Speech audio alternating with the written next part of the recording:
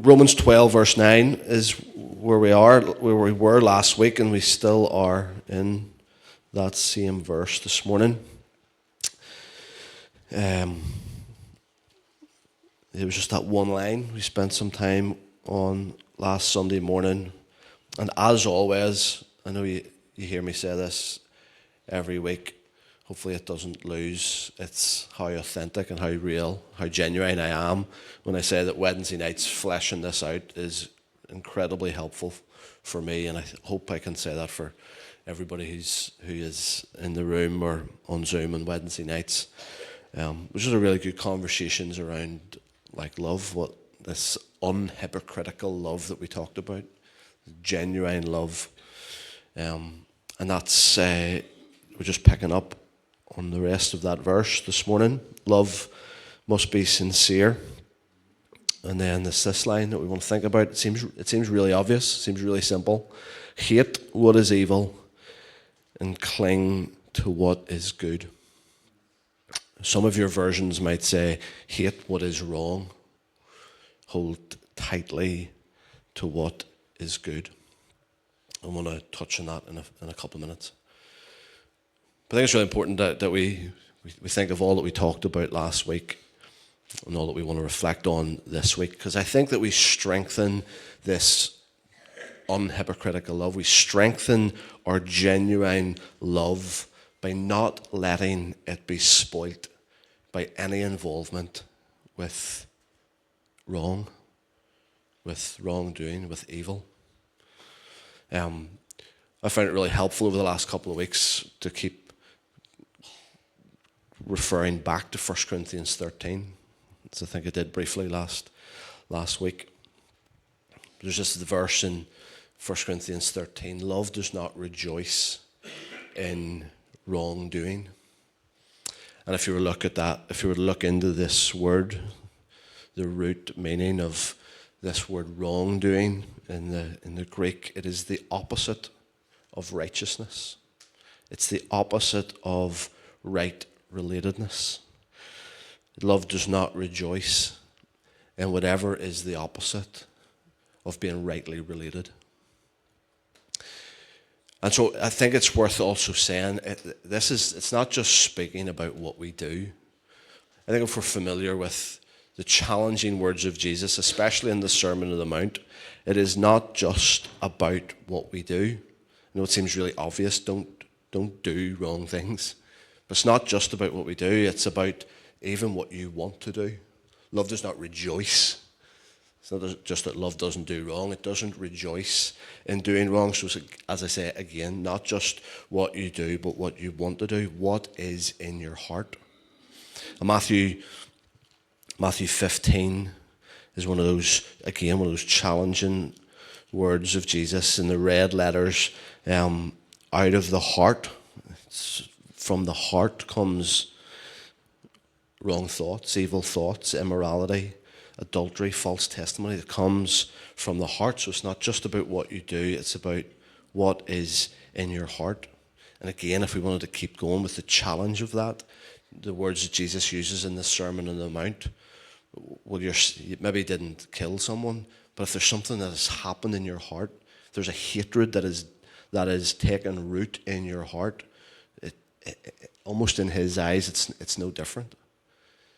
You maybe haven't done the act of adultery, but if you have started something in your thoughts, if there's something that's settled in your hearts, you need to be really careful. And so to get back to the main point of what I want to say, that it's anything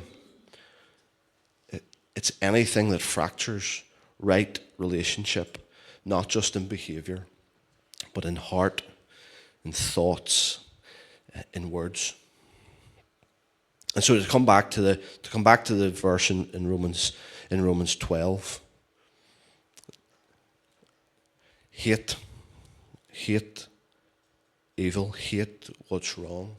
Sometimes it's really obvious, and I think that my go-to, has been, you think of evil, you go to all of the obvious things, and make sure you still do that. Hate war, hate division, divisive, hate all of that which is evil, which is obviously evil.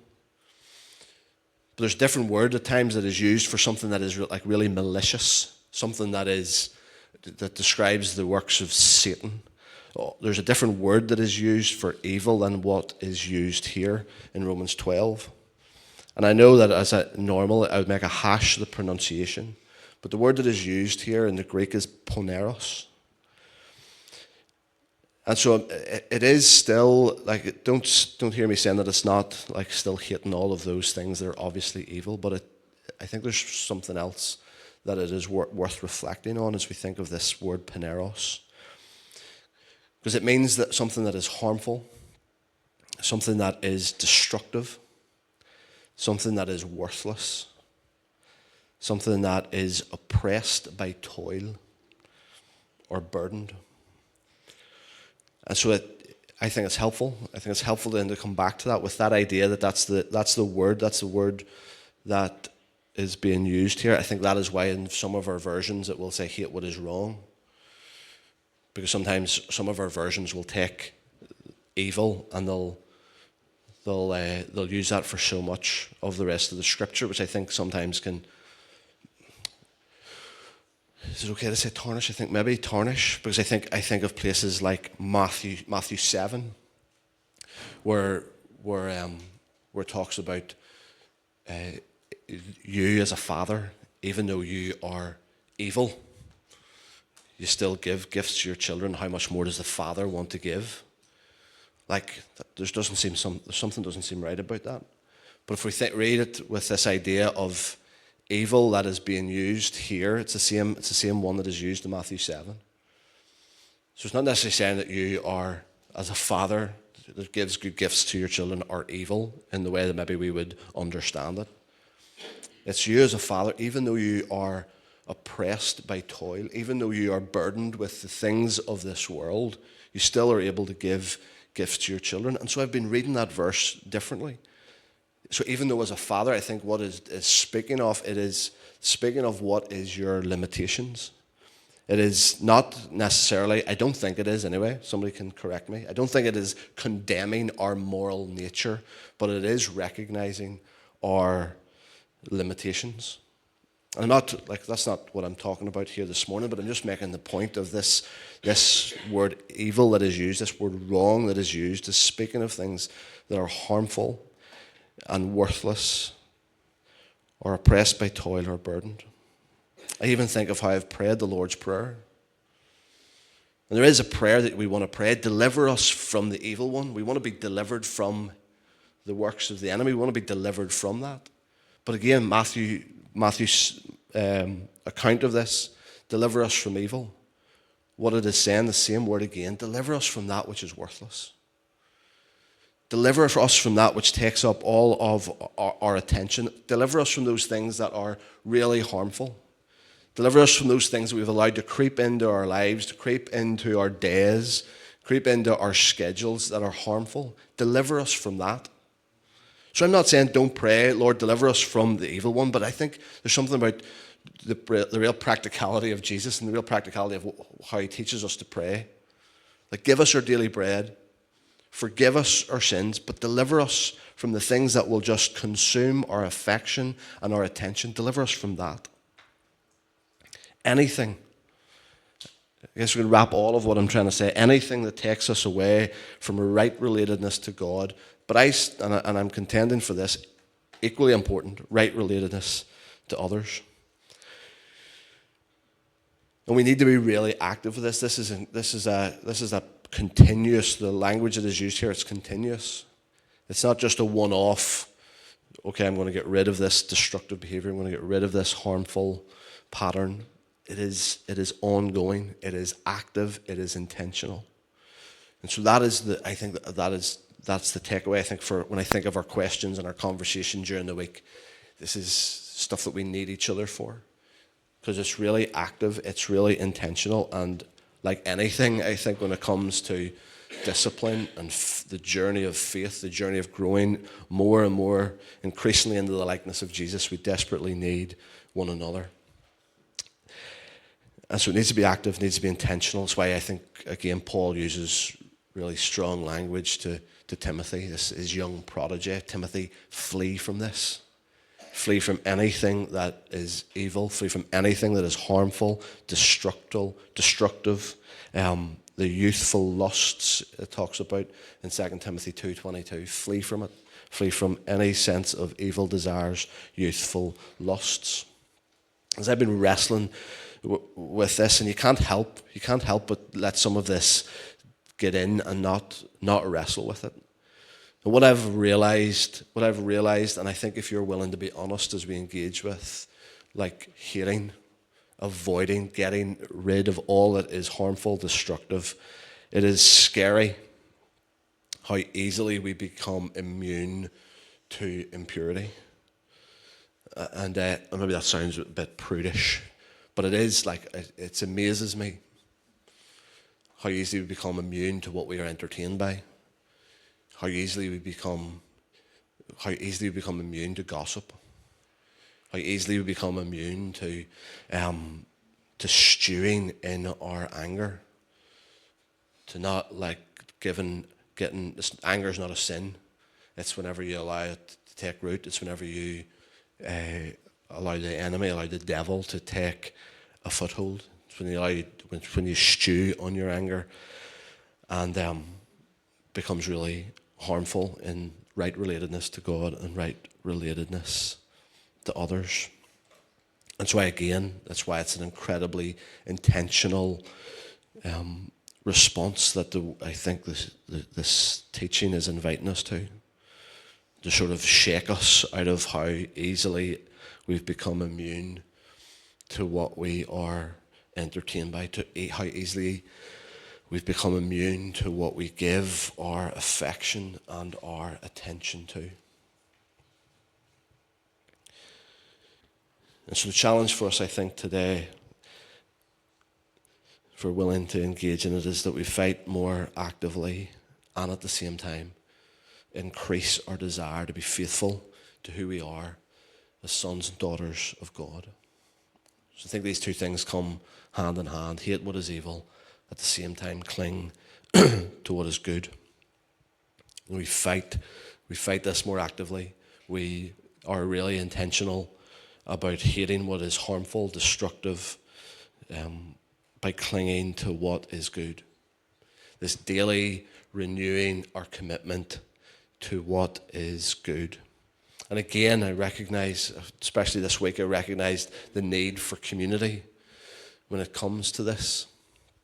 I mentioned it on Wednesday night, because during Wednesday, 24/7 had called just the global church to their 24/7 connections and anybody else connected to be part of this day of prayer, which Amy had shared the information on in our WhatsApp group.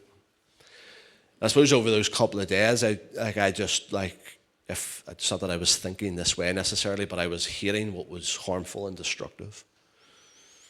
I was angry at what was going on around our world. But that's all it was. It felt for a couple of days, it just felt like that's all there was, hating what was evil, but felt that there was nothing that I could cling on to. And that is an awful place to find yourself. An awful place to be when it comes to just engaging in prayer or anything like that, when you're hating what is evil, but have not found anything to cling to. And so started off the day in prayer at about 11 o'clock. Ireland were the ones that were hosting that hour. And it was good. It was good to be together with people and to pray. But still felt like that maybe that sense of hopelessness. There was no hope to cling on to. And then the last hour was hosted by Lebanon. And the guys in the Lebanon team, who are right in the midst of conflict. They have people that they know and love that have been, missiles have hit and all of that sort of stuff. And their testimony was just beautiful of the goodness of God and the faithfulness of God, and through tears just crying out to the Lord. And then the closing act was 5 or 6 people from the different nations came on the call to finish off praying together collectively. And so Russia, somebody from Russia and somebody from Ukraine, somebody from Iran and somebody from the States, somebody from Lebanon and somebody from somewhere else, praying this prayer in unity. And it was on Zoom, and it was in some ways really clumsy and really awkward as they all tried to say the prayer at the same time together, some in broken English, but that visual and the prayer and some of them like weeping as they prayed this prayer, all of a sudden found, oh man, there is a glimmer of hope. There is something to cling to here. There is something to glue myself to, as this word implies. And so I hate what we've seen, like all of you, I'm sure, but found the need to cling to something. And in that closing hour with the community, the family of God across the world, found something to cling to and just recognized it felt like it was a perfect illustration for what I think the challenge of today's word is. Because so often, whether it's war or division, or maybe it's just like stuff that's going on in your own heart, in your own life, you find like just consumed with the hopelessness of that, and maybe find it really difficult to cling to something. And that's why my challenge to you and to all of us is that there's just this need to make an extra effort to be in friendships or develop friendships that will nurture the traits of good within us. And so it could be in the place of prayer. Maybe you recognize that you've nowhere to put all of this anger and this frustration. Maybe you know that you want to pray. I'd encourage you being really intentional. You cling yourself to what is good. Maybe it's going to require finding somebody. Find somebody that you know that was just faithful and persevering in prayer. Be intentional, be in friendship, develop friendship that will nurture the traits of good, that will cause you to cling to what is good. Maybe it's patience, maybe it's kindness, maybe it's hospitality. I actually listened to a friend who was talking on a podcast this week from their last Sunday's sermon, talking about how just recognize that God was calling them to open their home, to be more hospitable. And they knew that God was calling them to do that, but just felt like they were just really poor at it. Really poor at like putting on a big feed for people to come and all of that. And so she found herself for a couple of months just clinging herself. She didn't use this language. I'm adapting her words to suit what I want to say. But she found herself clinging to somebody for a couple of months and just going to their house whenever they were hosting, going to their house, whenever they were having bigger groups of people over, just found herself clinging to her and watching what she did, watching how she hosted, watching how she led the table, all of those things. And now she does it and she loves it and found a grace in it, and just really encouraged by that she needed to make that extra effort to cling to what was good.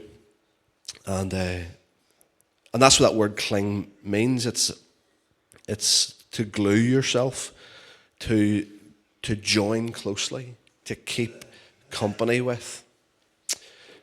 And I think that is really good biblical wisdom for us this morning. The Voice translation, which I'm not overly familiar with, but it says, this is how it translates Romans 12, verse 9. Despise evil, pursue what is good as if your life depends on it. And maybe that sounds like a big statement, but that's what I'm wanting to challenge you with today. As we continue to go through the rest of this chapter, as we continue to think of all that's gone before, it feels like these couple of verses are really important for us. And I do think that hating what is evil and clinging to what is good, pursue that as if your life depends on it. So in a way, in a way it does. So I'm encouraging you, whatever that's going to look like for you, whether it's taking a walk and being aware of the beauty of creation, or finding moments of joy at the school gates, or don't just simply notice the good. I know we've encouraged that before. Don't just simply notice it, but cling to it. Cling to what is good. Embrace it. Keep company with it. Join closely to it. Cling to goodness. Find moments of joy. Find moments of beauty. And cling yourself to them. And as I close, this is really simple. And I'd love the guys to come and sing that last song. I suppose just I'd love us to have a moment just to respond to this. And that song, Judith told me she was going to be singing it. Lord, I come to you. Let my heart be changed, renewed. And maybe all that's going on in the world, maybe all that's going on in your life and in your heart. Maybe you're at that place that maybe you can recognize, you can identify with that sort of feeling I had at the start of the week. What is there to cling to? It seems really obvious. I know we joke about this, we ask the questions on Wednesday night and somebody will wisecrack at some stage, Jesus is the answer. And that is the case. Maybe there's finding it really difficult to find something to cling to take hold of fully. Or maybe Jesus is the only good that you see now.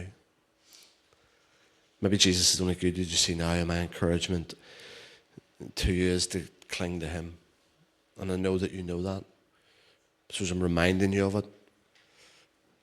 I'm reminding you that you need to be really intentional about hating that which you're able now to identify as brought about indifference. It's brought about an apathy.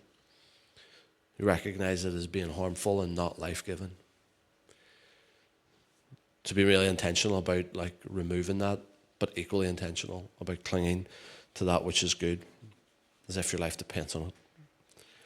And so if Jesus, even if it comes down to it, and Jesus is the only good that you see now, cling to him. And so Jesus, as we just close in these last few moments, we want to respond.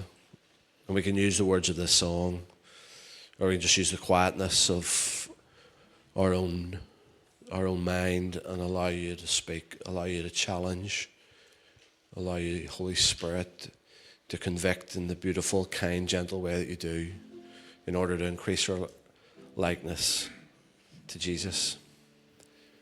And so I pray that you would help us to do that as we come to you. We allow you to search our hearts. We search our hearts with you. Find anything that is harmful, that is worthless, that is destructive. We search our hearts. We intentionally, passionately want to get rid of it. And passionately want to cling to you, Jesus. Help us, Lord. Help us.